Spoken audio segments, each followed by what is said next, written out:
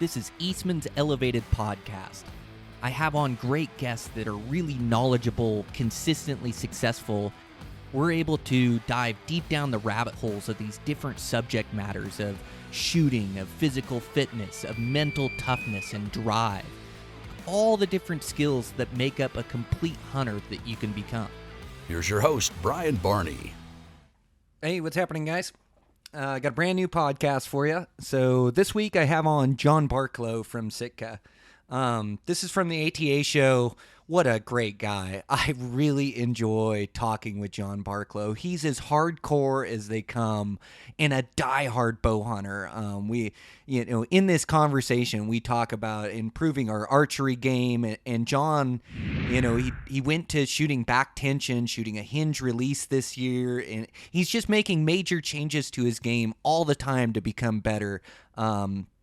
He's absolutely the best guy for the job. He's in charge of the big game there at Sitka, and he just comes up with some great gear. He thinks the same way about archery as he thinks about gear, as he's always trying to improve it, always trying to make it better. He's always working on new stuff, which it's so fun to talk to him, to hear his ideas. And I swear this Sitka brand just builds gear for me. I'm always so impressed, and I...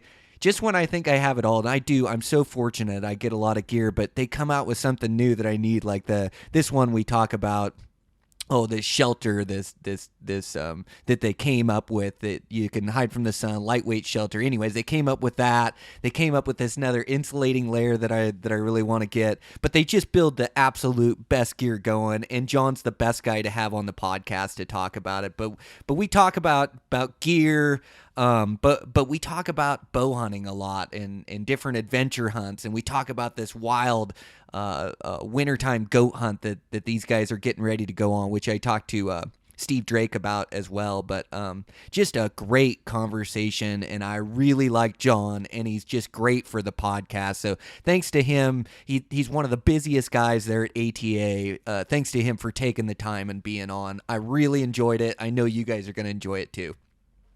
So sponsor for today's show is Sitka Gear. Sitka just builds the absolute best technical mountaineering gear on the planet. I'm just so impressed by this gear. I find, it's even better than a lot of these other outdoor brands. They put so much emphasis in their design and so much emphasis on the right fabrics, their weight. They've just absolutely thought of it all and are constantly trying to evolve it. So I'm just so impressed. I think it's the best hunting system out there. I absolutely love their camo patterns. I think it makes me a better bow hunter. You can get away with so much wearing that camo. It just breaks up your outline so well. But they have just thought of everything. I couldn't be happier to have them as a sponsor on the podcast. So thanks to those guys for everything they do and for building such great gear. It just makes me better at bow hunting. And with that, just a really fun trip to ATA. Man, it's fun hanging out with those guys, fun meeting new people, fun to have those authentic conversations. We just recorded some great podcasts, and the pressure's on. You get there and you're going to record 5 or 6 podcasts in a couple days, along with going out to dinners and hanging out with different people. So the pressure was on to really get some good recordings, and I really wanted to be at my best for you guys. I knew I was getting some really good guests on, and so I just wanted to make sure I was having interesting conversations that help me be a better bow hunter and really help you guys be a better bow hunter. And I really feel like I accomplished it. It was just a great trip and really fun hanging out and meeting new people. So I just can't say enough, and just want to thank Eastmans for everything they do, believing in this podcast, and they pay a pretty hefty bill for me to go to the ATA and be able to stay there and meet these people. So I just what a great company. I really like Ike and Guy Eastman. They really run a great corporation. I just couldn't be prouder to be part of it and to have this podcast and just so fortunate for the position I'm in. And with that, I get to go bow hunting, get to head down to the desert now. So, just going to finish this podcast up, get it out to you guys, and then get on the road here. Gosh, I got 24 hours of drive, and it's killing me. I woke up early this morning to get things done, and it'll take me a little bit, but I'll be on the road before I know it. Just super excited to get down to the desert and start spotting some deer and start bow hunting, covering some miles, and living in the dirt. It's just it's my dream to live in the dirt as much as I can. I just absolutely just eat it up and live for it. So this is going to be a fun trip, and try to get some more recordings down there. I got some great ones coming up for you guys, and talking to some great guests. And so I just want to continue to evolve this podcast to make it the very best hunting podcast out there, or at least to bring you guys information to make you better bow hunters. So I'm just going to keep working hard at it. And with that, that's a wrap. I think I covered everything, right? Covered sponsor, introduction. Yeah, we're good to go. So here we go. John Barklow from Sitka, Eastmans Elevated.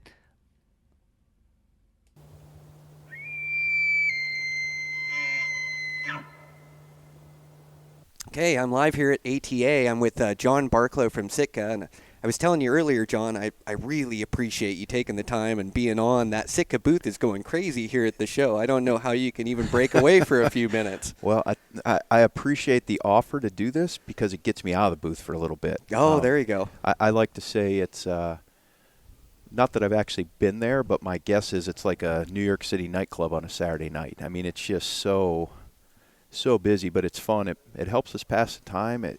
You put all this work into something for an entire year, and I mean, when I say year, like from one development year to the next, but it's actually a lot of times 2 to 3 years you bring something to market. Mm-hmm.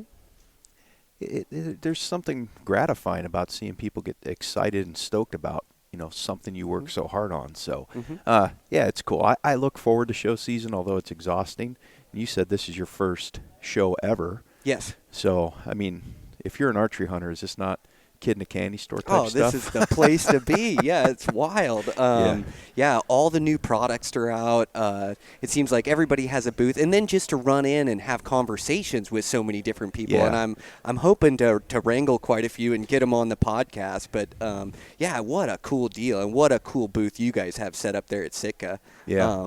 Yeah, you were just showing us some of the products. We did like an Instagram live on it. That one layer I cannot stop thinking about. What did you call that layer? The sleeveless one? Yeah, the Kelvin Active Hoodie. God, I like that layer. Kelvin Active Hoodie. It's like, it's technology meets just great design, in my opinion.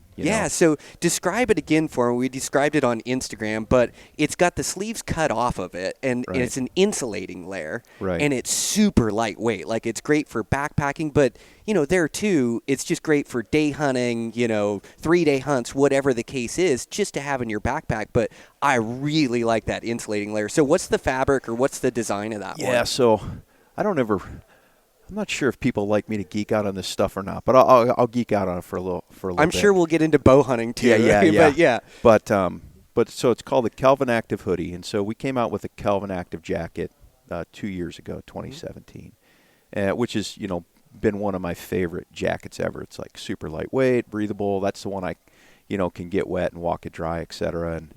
And just a great piece. But this last year we came out with that Apex hoodie that's got the face mask and the elbow pads and all that kind of stuff and the wool, and that's really become one of my favorite kind of go-to pieces for elk season. Mine too. Yeah. And I realized when I put the Kelvin Active jacket over that Apex hoodie, like let's say I'm hiking up and you're hiking up in the dark to get to a glassing knob, or listening for bulls bugling or something like that, that if I were to go into a stalk, that the elbow pads under the Apex hoodie were covered up by that jacket. Mm-hmm. So then I'm grinding holes in my jacket, and so I started thinking about how to work around that. And so anyways, what we have is this Kelvin Active hoodie, and I'm calling it the perfect layering piece for go over the Apex hoodie. And so that's kind of the design feature. It's got a kangaroo pocket, it's got the half sleeves and a hood. And the half sleeves, as archery hunters, you don't want a lot of bulk on your forearms. Mm-hmm. And I've never actually experienced cold forearms that I know of, but I have experienced a lot of bulk building up on forearms as you begin to layer jackets over top of different things. And I've definitely gotten string slapped before. I mean, design to bows are definitely better now to reduce that. I still run into it too. It's a major issue with me in that late season. I have to really practice that with my layers, and especially if you're like the angle of a shot is something awkward, like downhill or cross canyon or something. And if it slaps that arm, your shot's falling low. It's there's no doubt. Yeah, and especially western ranges at 40 or 50 yards, there's no way you're not even close. Yeah, it's a major issue. So I really like that you can layer without the bulk. Yeah, we went to half sleeves, and then, but I didn't want to just copy the Kelvin Active jacket. Although that was a great piece, I thought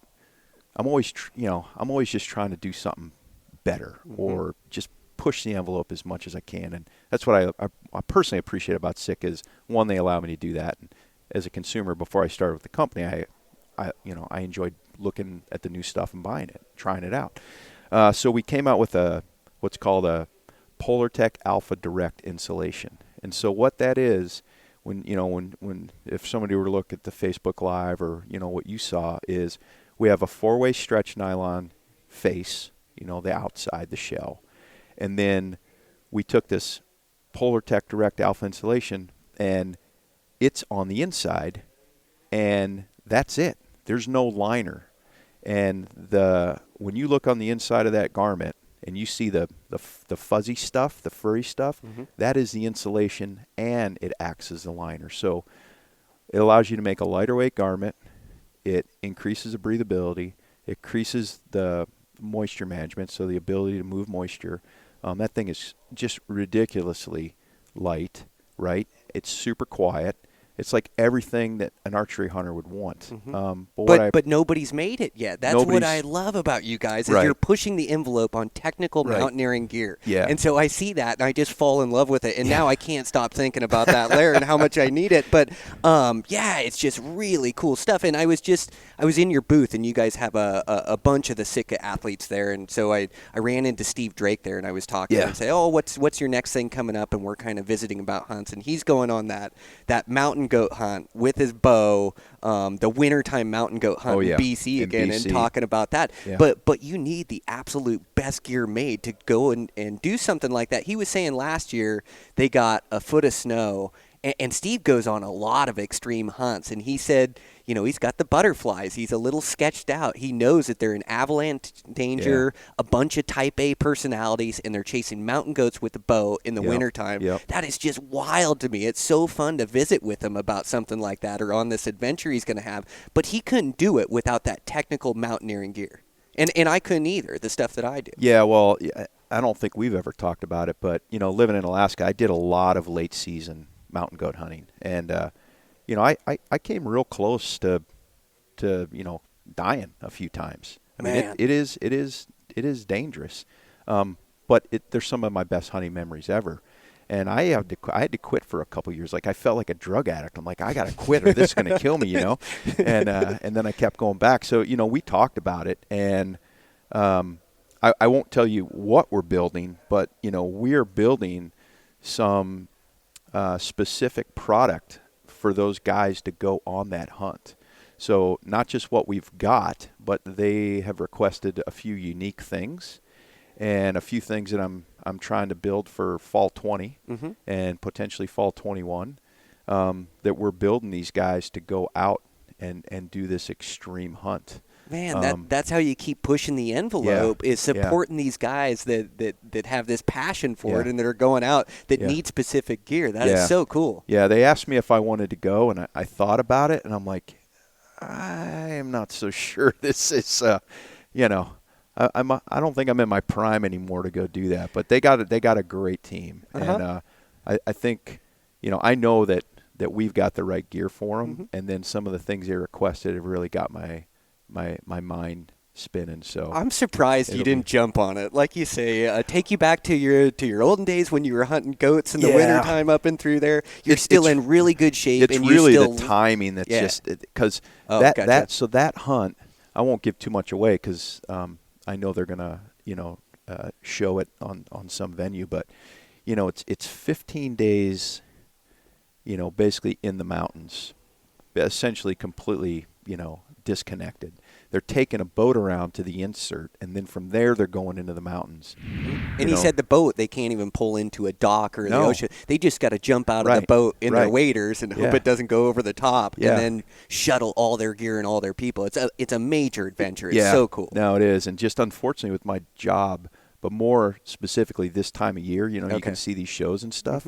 It's just hard for me to take 2 weeks off anymore like that. Gotcha. I took 10 days off, I think, for that, 12 days for that BC hunt.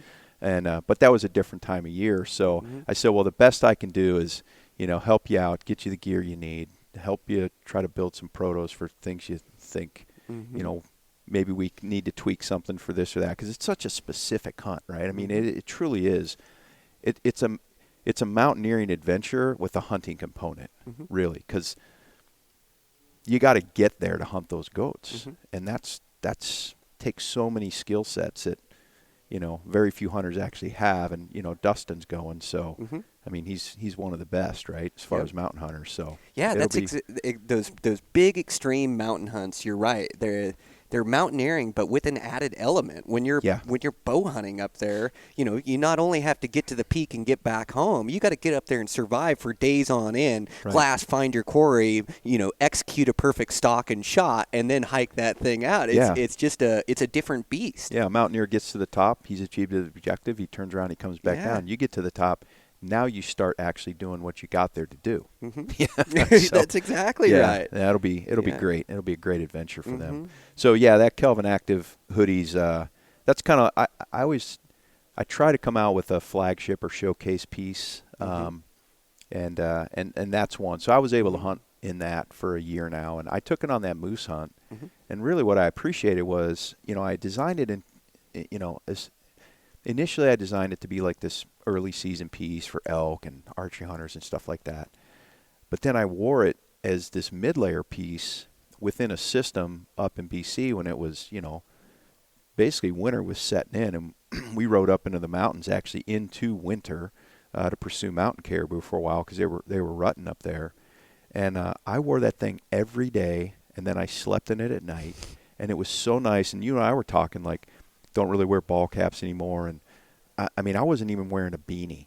I would pull the hood up, and it was so warm for as light as it was, and then if I'd warm up hiking, I'd just pull it back down, and so it really surprised me. So I think it's a piece you can buy, for your late August antelope hunt and carry you all the way through rifle season. And I think it's kind of not a secret piece or it's a piece of gear that I think that you go to the store and you see it on the shelf and don't realize you need it, or maybe it doesn't jump out at you. But I think once you have it or once you understand what it does, I think it's one of the most important pieces out there. Yeah, I can't wait to get my hands on one. I think it's really cool. I'm excited to see your excitement. So that's pretty neat. So you guys have a bunch of cool things out. So I just got my my new design gaiters. I love those things. Yep, those the new things they're a lot lighter. They don't absorb any moisture. They don't pick up the burrs in Montana.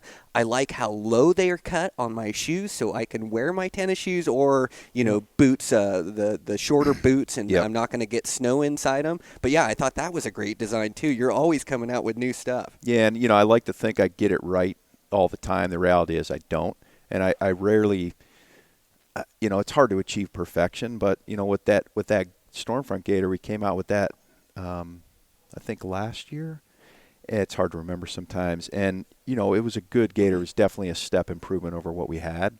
But I immediately began tweaking on that design again. And so I'm really happy with how that came out. Like it's actually, maybe what it should have been. And but it's a great piece. And you'd think, okay, a gaiter, like how important is a gaiter to my system? But you and I well know, I'm sure you wore gaiters on your caribou hunt, right?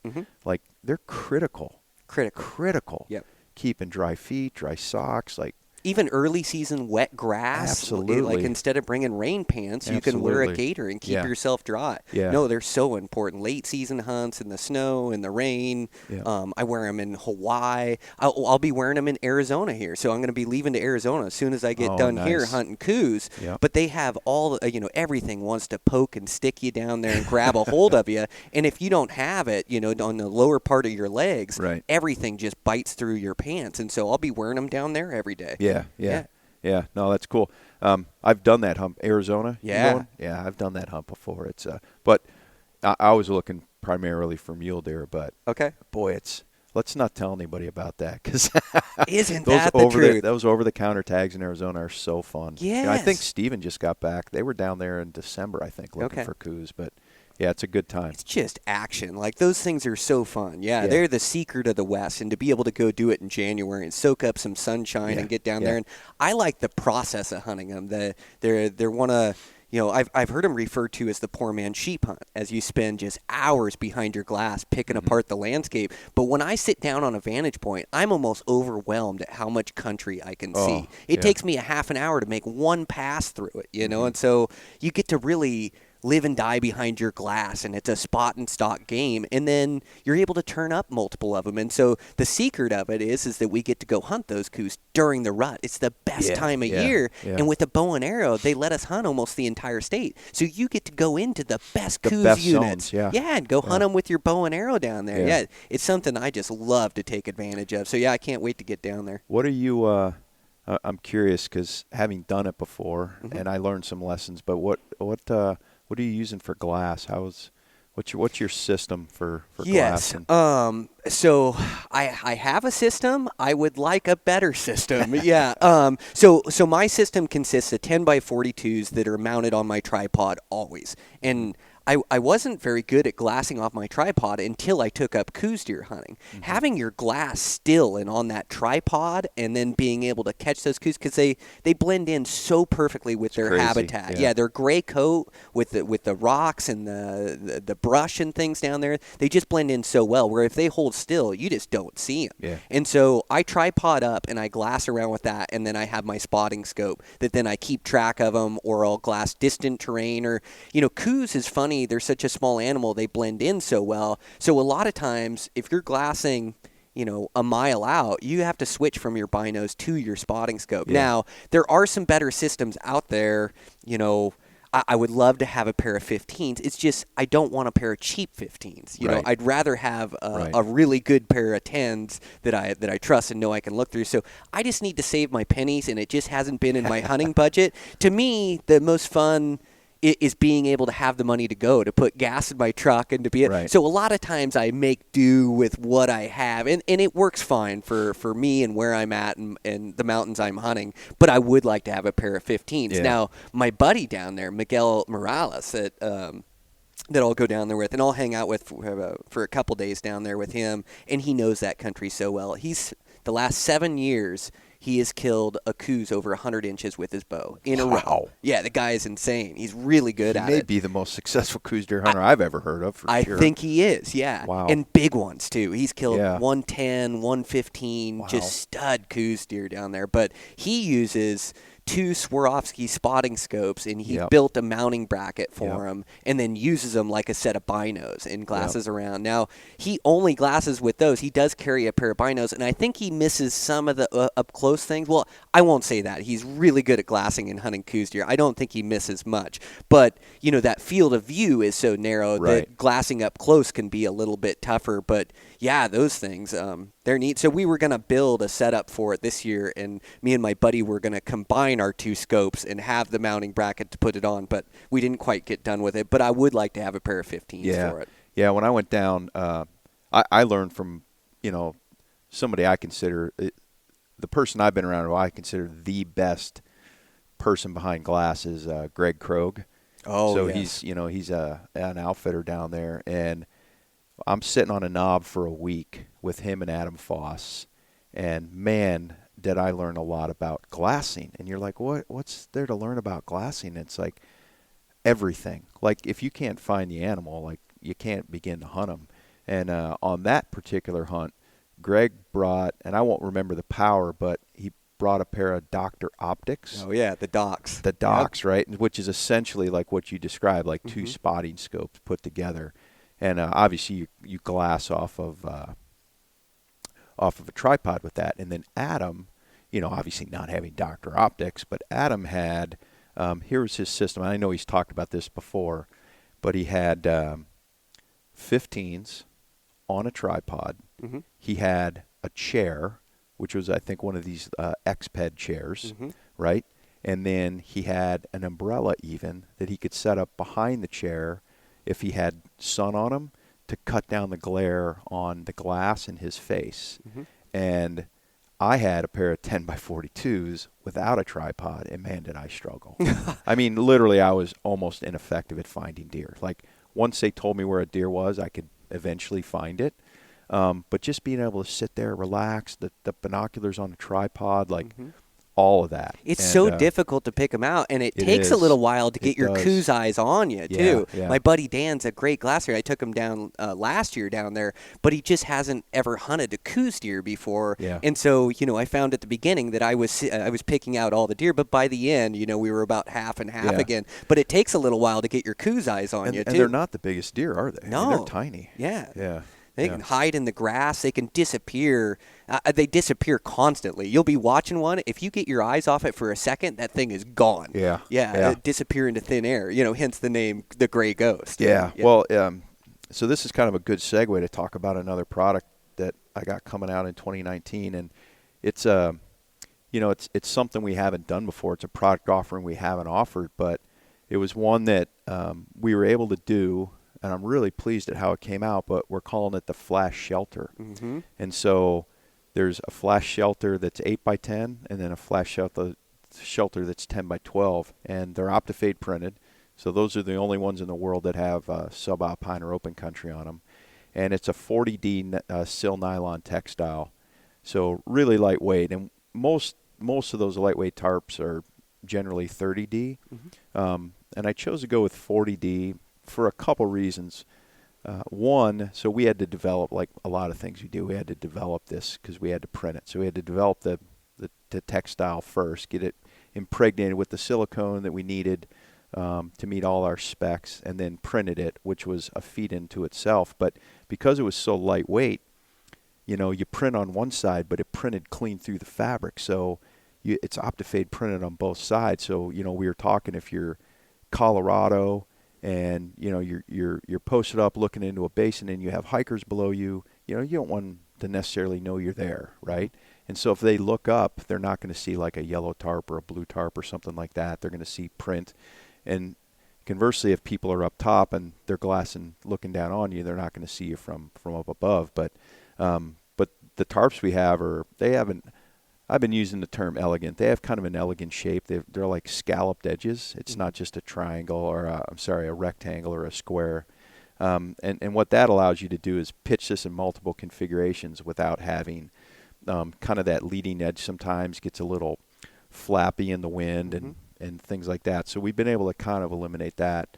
Didn't you say 60-mile-an-hour winds is what it's rated for? Yeah, and I won't be able to completely I forget like the head pressure rating, but yeah, it essentially equates to like 60-mile-an-hour winds that'll hold back, right? And it's super lightweight. It's got a UPF of 29. Oh wow, which is super cool, right? Yep. Obviously, waterproof, snowproof. But then the 8x10 is 16 ounces, so 1 pound, and that's including 48 foot of cord, right? So six main guy out points and I think 10 or 12 intermediate guy out points. But anyway, six major. So 16 ounces for the 8x10, 24 ounces or 1.5 pounds for the 10x12. But to get that UPF rating, I thought was huge because you may not. Clearly, you may not encounter rain or snow while you're down there. At least I hope you don't. But you're going to be glassing in the sun for long periods of time. So, we took it on antelope hunts and things like that where we were glassing. And then obviously if you're, up on a knob glassing for moose or brown bear or whatever, the wind, the rain, those are super important things. High country of Colorado is where it would be perfect sitting on a vantage point. Yeah, okay, absolutely. so they're a lightweight shelter. You could also use them as a tarp for glassing. And then how do they set up? You can pitch them, with those 6 guile points. So there's essentially a tip and a tail, right? So it's kind of I wouldn't even know. I'm not a geometry major. I wouldn't even know how to describe the shape, but there's a tip and a tail. So it allows you to pitch it as a lean-to, as an A-frame, just as a tarp above your tent. Multiple configurations, but also on the center line, on the bottom side, there's 2 pole pockets. So you can pitch it basically with 2 trekking poles. Oh, right? Cool. Yeah, all right. So, yeah, and you'd think, well, that just sounds pretty simple, but, sometimes the simplest things are not the easiest to kind of get done.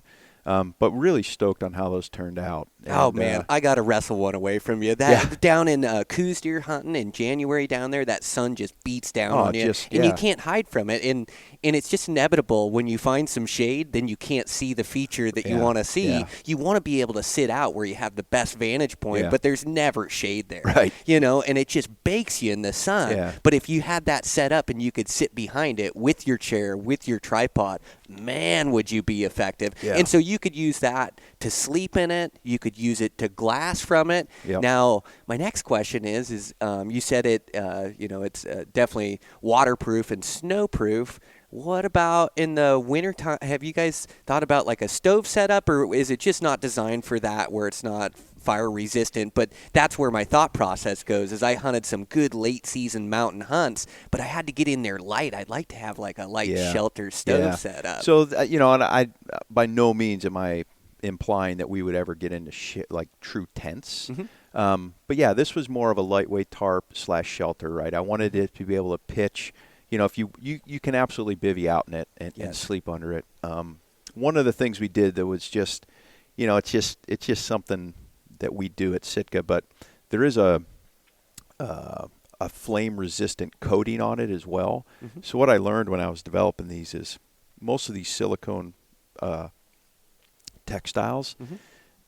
if they were somehow to catch on fire, mm-hmm. then they keep burning. They won't self-extinguish. Mm-hmm. So I was like, I just didn't feel comfortable with that. So mm-hmm. we wanted to take, just one step further and kind of apply that treatment. But it's not like there's no stove jack or anything like that in it, And, maybe this is as far as we go with shelters. I have no idea, but it could keep going further. Yeah, well, the thing is, Brian, it's like we were talking earlier. It's like you're a hunter, I'm a hunter. People at Sitka are hunters. Like, I mean, every job is a job, but I have a great job, mm-hmm. and I just try to make things that I think my buddies would like, mm-hmm. and I've always wanted, and other hunters would want, and that's just kind of what we're doing right now. It's like, I think I can really make a difference in this particular mm-hmm. space, or I think I can make this better. Or, hey, this guy's been saying he's got this problem, and I think I've had that problem too, and I'll bet other hunters have had that problem, and then you just start kind of going down that rabbit hole, and sometimes you come out the other end with the product. A lot of times you don't, but man, you're spot on. You guys are designing products for me and for like-minded bow hunters. Like I'm just so impressed with the product. So where that's going to come in really handy for me, not only glassing down in Arizona, but I just find myself bivvy hunting so much. Yeah. And I look at it and my tent only weighs a couple pounds, but I just end up ditching it because of weight. 3 pounds for the, for the 110. I've got a couple different shelters that I use, but I find myself ditching it and taking that bivvy sack, which I hate bivvy sack camping. It's the worst, Yeah, I do if you get in, if it's nice weather and you're only staying a night, it's not bad. Yeah. But boy, I mean, if you get any weather at all, this year I found myself sleeping in a ditch and pouring rain all night and in my bivvy sack. And man, if I would have had that shelter, not only would it have been shelter for me, but I had 2 buddies with me. Yeah. All 3 of us could have gone in there. Yeah. My bivvy sack weighs 16 ounces. Yeah. So all of a sudden, I can leave my bivvy sack and just take that shelter, and I can actually be comfortable all the way through August through October or whatever. I can be comfortable and have a shelter and get out of the weather. Yeah. So, man, that product is it's perfect for me. It's designed for me. So, cool. You guys are at the forefront, the leading edge of designing stuff for us backcountry bow hunters. Yeah. And backcountry hunters in general. Yeah. Well, I'm one of them, right? So that's right. I think I can relate, and Yeah, bivy sack hunting, it always sounds romantic until the weather turns bad.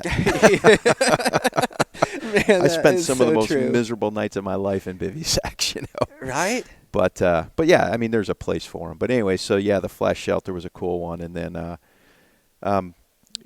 as you know, we reset our pack program. What I say reset our pack program last year when we came out with that Mountain Hauler 6200. And, I just thought that if you're a serious hunting company, you need to have serious packs to haul meat out of the field. And so that we came out with that last year. It's kind of the flagship model, the biggest one. But I always knew, I'm always working so many years ahead. But I always knew that, that's a great pack, and that's, guides will use that, and guy that's going to go, off the grid for 7 or 8 days, whatever the case may be. But, most of us out west will go in for a weekend, right, or a 3-day or an overnighter, or sometimes we're just hunting for the day.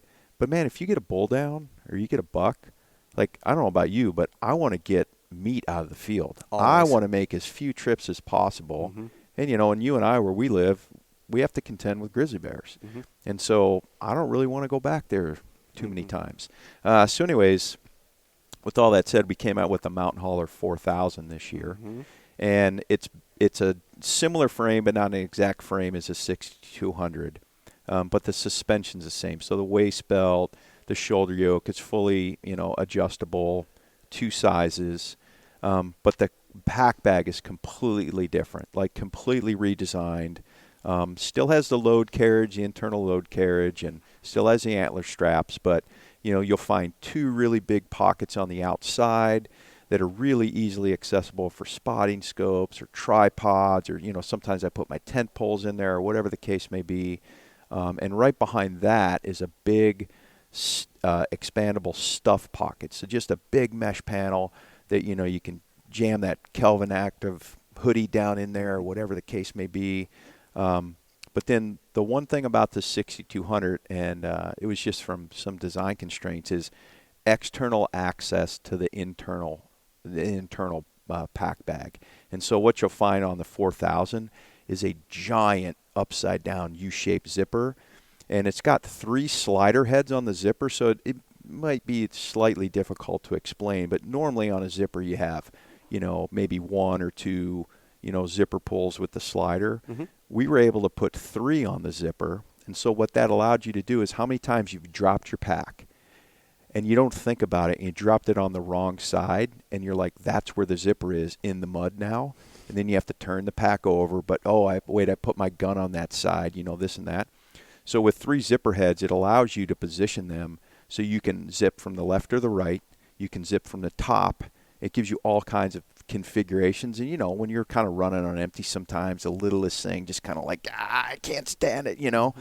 So just great access. And then I've been able to load meat through that panel now when I'm ready to like haul a quarter out. So I'm just really stoked on how the 4000 came out. And full disclosure, when it's kind of zipped down and all the pockets are full, it's 3,750 cubic inches. So I think it's like the perfect size for, a lot of guys, and still big enough to carry some meat out. Mm-hmm. But then if you expand the volume, the similar to how we did the 6200, it actually expands, I believe off the top of my head, another 850 cubes. Wow. So it's actually a 4,500 cubic inch pack, and it's Mm-hmm. fully expanded mode.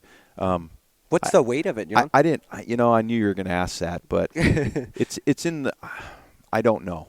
I don't know. I think it's in the upper 3s, but don't quote me on I that. won't. But I won't. But I think I it's know on, it's light because you guys went all in on these packs, and I was so impressed with the 6200. I need to go down and check out that 4000. You guys have it in there. Yeah, we do. There, yeah, right? no, I'm excited about it, and I'm a pretty blessed guy, but I think.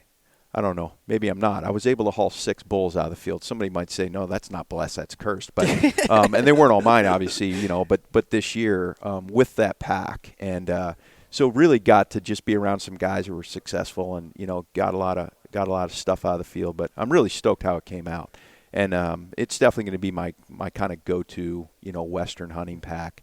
And then we brought out a day pack as well, and it's called the Mountain 2700. And so that's 2,700 cubic inches, fixed suspension, No adjustability necessarily. Just a great day pack. Shares some of the architecture in the bag from the 4000. So, you know, 2 big external pockets, just easy access to anything you would want for scouting, day hunting, you know, maybe shed hunting, things like that. No expectation to carry meat. It's got 2 aluminum frays and a polycarbonate, you know, frame. But, you know, I've tested it, and I'm saying comfortably carry 45 pounds.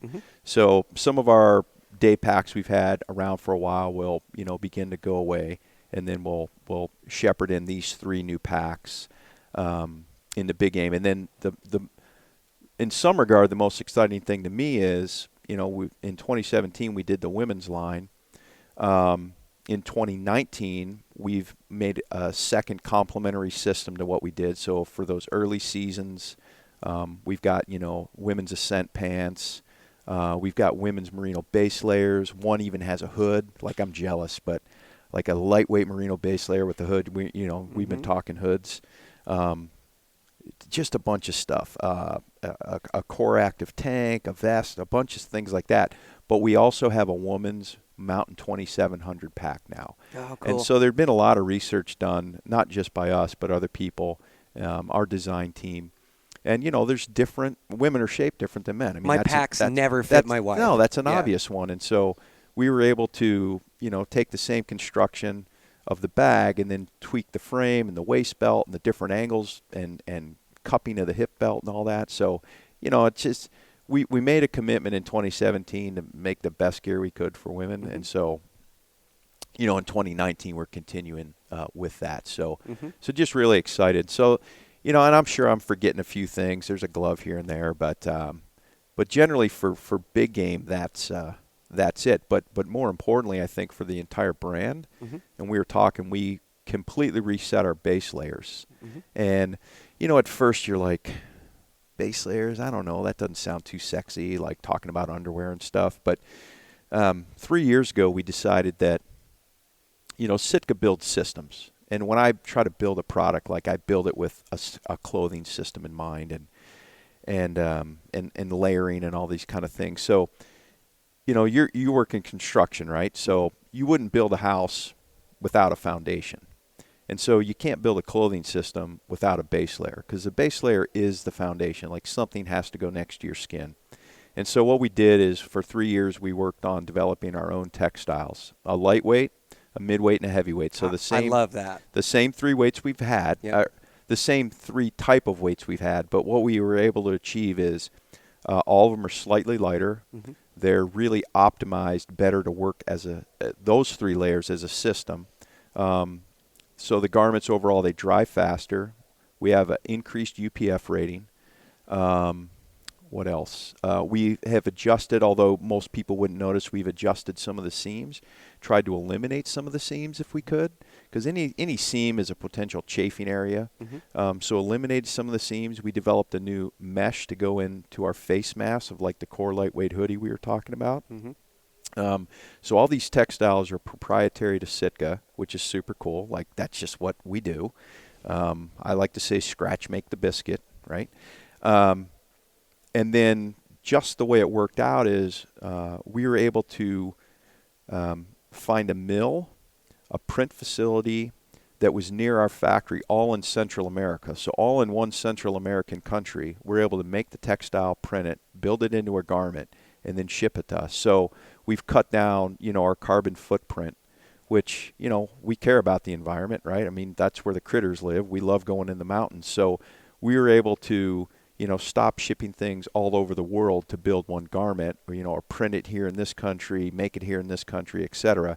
So right there, we're able to do that, which allows us to make, you know, not only a better product, cuts down our carbon footprint, and then we are able to get the product faster. So, you know, if we start selling out, we're able to maybe react a little quicker than we've been in the past. So we're just really excited to kind of roll that out and reset. And, you know, the way I look at it is, yeah, maybe the underwear, you know, or base layer, I don't want to be demeaning, but I joke sometimes. I'm like, it's just underwear. But the base layer, like, if you improve the performance of the base layer, then in turn you have improved the performance of every other system that goes on over top of that base layer.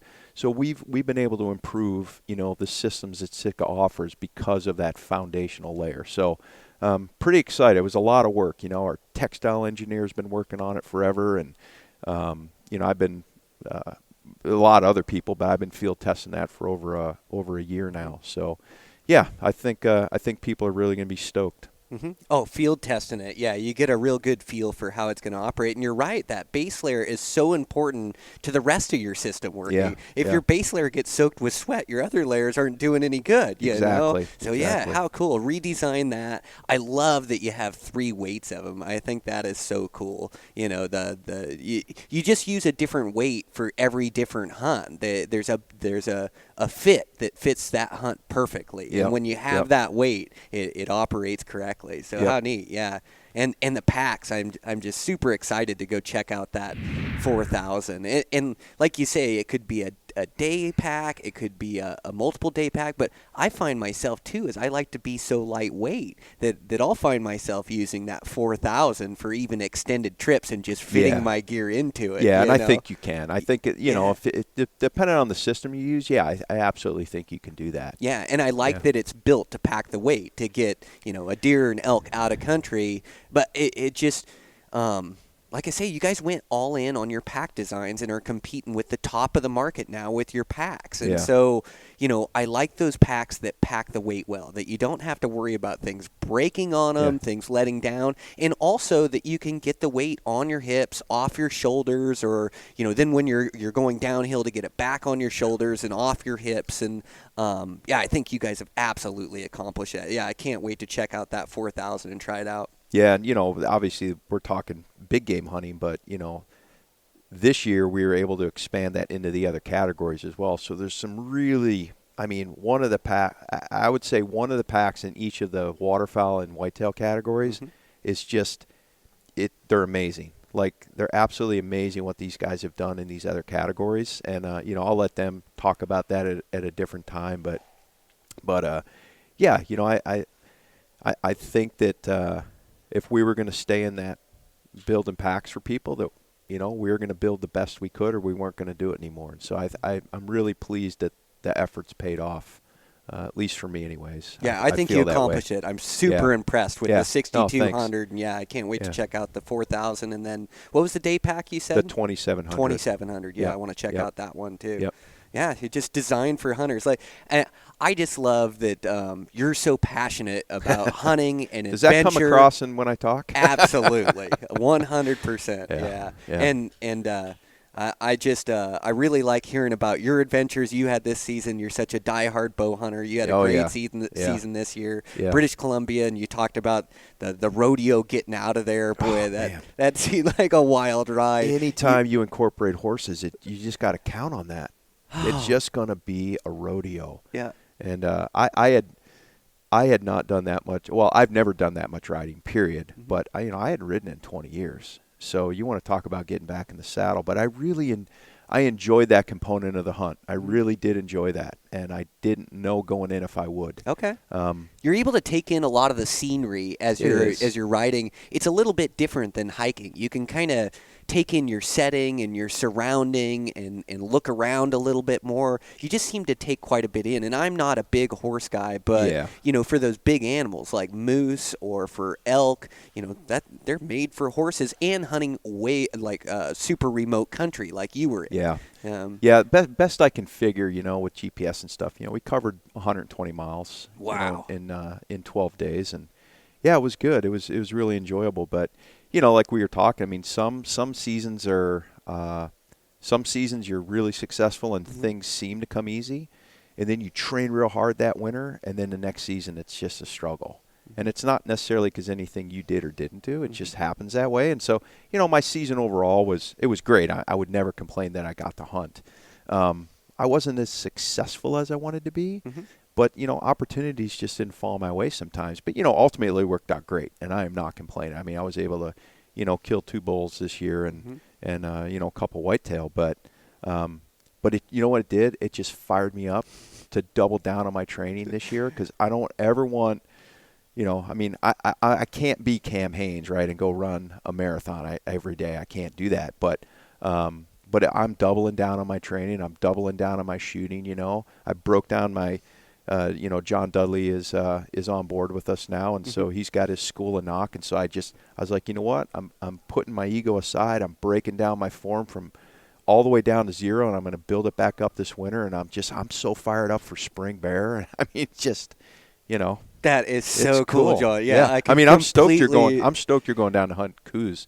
I want to do that again, but January is just such a busy time for me, know.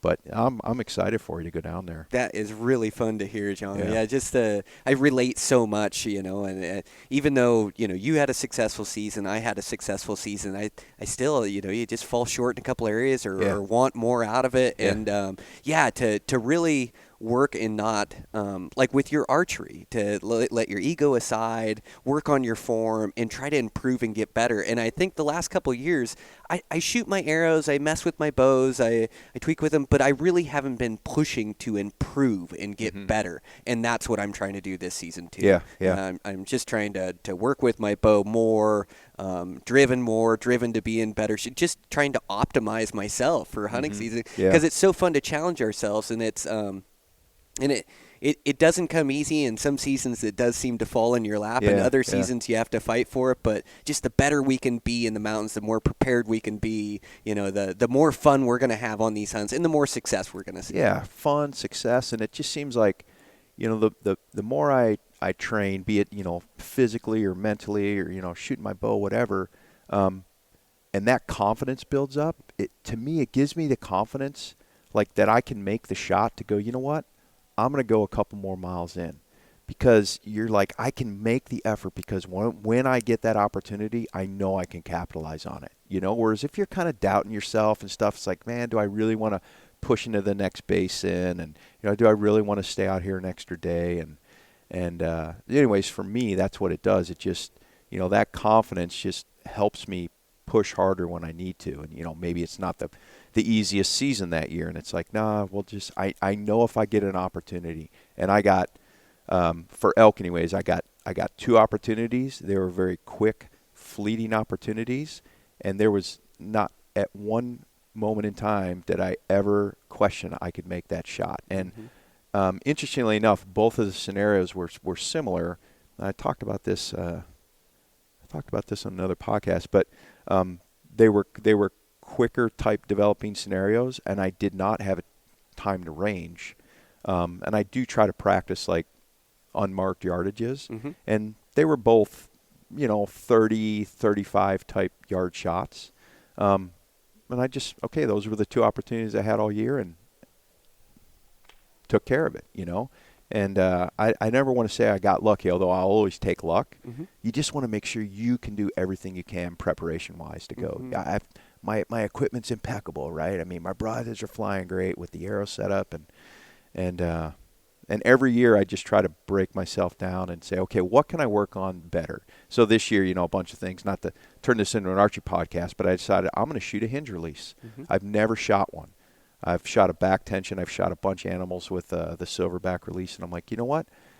I want to learn more about archery. I want to shoot this hinge release. I know there's something I can learn here that I can relate back to my hunting setup. And so that's one of the things I'm working on. Good for you. Taking yourself out of your comfort level to grow as a person and grow as a hunter. It isn't easy. No, it's not. Like you say, you almost got to let your ego go aside. And like, and we all have it. I have it for big game as well, where you don't want to start over. You don't want to be at not knowing how to do something. I definitely don't want to start over. Yeah, but those hinge releases, they challenge you, but boy, they make you execute correctly every single time.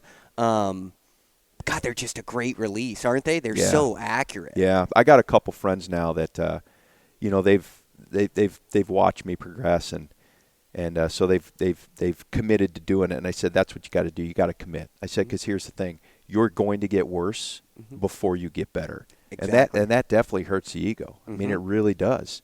And both of them have, I've been stoked, but they've been committed. They've stuck to the process, and I guarantee you, come spring, running after bears, like we're gonna be we're going to be deadly, as deadly as we can be that year. Mm-hmm. And then we'll try to be more deadly the next year. Man, how cool. Well, I got to let you get back, but I just want to touch on one of the things you said, and we'll end on this, but that confidence in the mountains, the confidence to go over the next hill, that is so important, and that comes from practice and building that. Like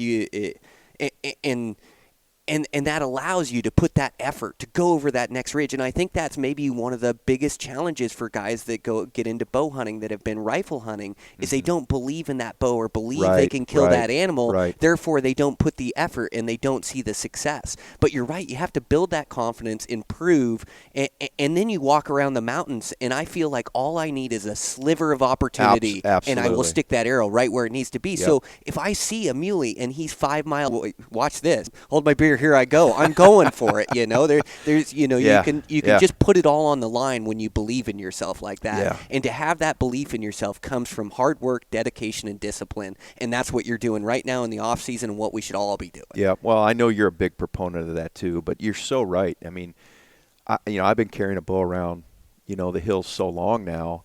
And people don't see the journey that how many years has it taken you to get here? I think I'm 30 or 31 this year, years of bow hunting, something like that. But I thought you were going to say 30 years old. No, I'm definitely not 30 years old. But it used to be very daunting to go into the mountains with a bow in your hand, and you felt so small, and I still do. I appreciate that. That's one of the things I like about bow hunting. But I know if I get an opportunity, I know I can capitalize on it. And I miss some shots. I miss like everybody else. But it's like I want to mitigate that as much as possible. I think we owe it to the animal, right? Absolutely. You want to make that clean, ethical shot, and but that confidence is everything, and it takes a long time to get it. And then once you get it, then you got to keep it.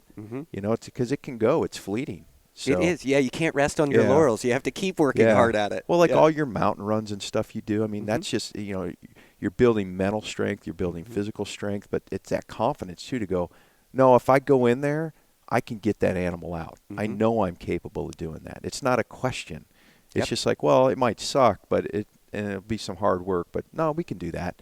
And then you just go do it. You just charge in there. You drop to the bottom of that hellhole with a bull's bugle, That's so, exactly right. Well, yeah. It's so fun to talk to you, John. Again, we could talk all day, right? But I can't. I got to get back. Yeah, right. I got to get you back. Yeah. But, yeah, thanks again. I really appreciate it. Yeah, well, I appreciate you having me on. Okay. Yeah, stoked.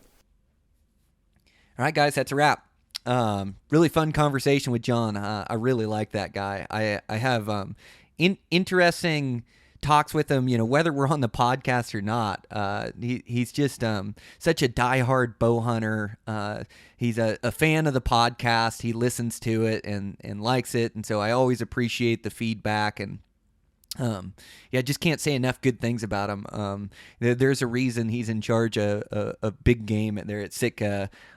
He just does a fantastic job and has so much passion for the job and so much passion for hunting. So just a great guy and one of the busiest guys at the show. So I really appreciate him taking the time.